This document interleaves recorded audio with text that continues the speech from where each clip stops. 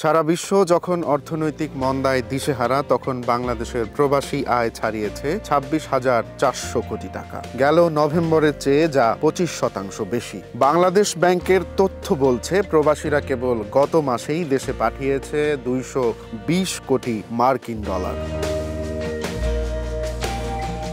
জুলাই বিপ্লবের পর আপৎকালীন এই সময়ে এটি দেশের অর্থনীতির মন্থর চাকাকে গতিশীল করতে গুরুত্বপূর্ণ ভূমিকা রাখবে। গত কয়েক মাসে রেমিটেন্সের পরিমাণ একাধিকবার বৃদ্ধি পেলেও এবার ছাড়িয়েছে সাম্প্রতিক সব রেকর্ড। বিশেষ করে নভেম্বর মাসে প্রতিদিন গড়ে ৭,৩৩,০০,০০০ ডলার রেমিটেন্স এসেছে দেশে, যা আওয়ামী লীগের রেখে যাওয়া ভণ্ডুর অর্থনীতিতে প্রাণের সঞ্চার করেছে।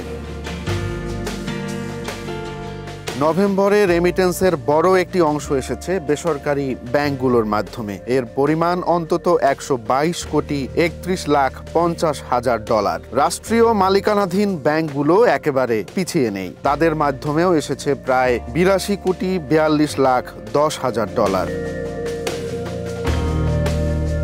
দেশে থাকা বিদেশি ব্যাংকগুলোর মাধ্যমেও রেমিটেন্স এসেছে, যার পরিমাণ প্রায় ৬২,৮০,০০০ ডলার। তবে কয়েকটি ব্যাংক রয়েছে যেখানে মোটেও রেমিটেন্স আসেনি। এগুলোর মধ্যে বাংলাদেশ ডেভেলপমেন্ট ব্যাংক, রাজশাহী কৃষি উন্নয়ন ব্যাংক সহ কয়েকটি বেসরকারি ব্যাংক রয়েছে। গত ৪ মাসে প্রবাসীরা মোট ২ বিলিয়ন ডলার রেমিটেন্স দেশে পাঠিয়েছেন। টাকার অঙ্কে এটি ২০,০০০ কোটি টাকারও বেশি। ৫ আগস্টের আগে দেশের অর্থনৈতিক প্রবাহে মন্দা ভাব থাকলেও সেপ্টেম্বরে ২৪০ কোটি ডলার এবং অক্টোবরে একই অঙ্কের রেমিটেন্স এসেছে। বাংলাদেশের জন্য এটি একটি ভালো লক্ষণ হিসেবে বর্ণনা করেছেন অর্থনৈতিক খাত সংশ্লিষ্টরা। তাদের ধারণা, রেমিটেন্স প্রবাহের এ ধারাবাহিকতা পরবর্তী মাসগুলোতেও অব্যাহত থাকবে। ধারণা করা হচ্ছে বর্তমান সরকারও প্রবাসী বাংলাদেশিদের জন্য নতুন প্রণোদনার ঘোষণা করতে পারে, যাতে করে প্রবাসীরা আরও বেশি পরিমাণ অর্থ দেশে পাঠায়।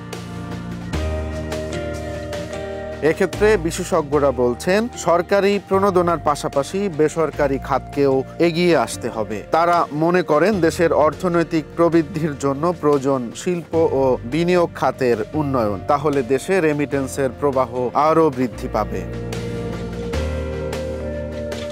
নভেম্বর মাসে একক ব্যাংক হিসেবে সর্বোচ্চ প্রবাসী আয় এসেছে ইসলামী ব্যাংক বাংলাদেশের মাধ্যমে। ব্যাংকটিতে আসা রেমিটেন্সের পরিমাণ প্রায় ৩৬,৬০,০০০ ডলার। রেমিটেন্সের এই বাড়তি প্রবাহ বেসরকারি ব্যাংকিং খাতেও আশার আলো জাগিয়েছে।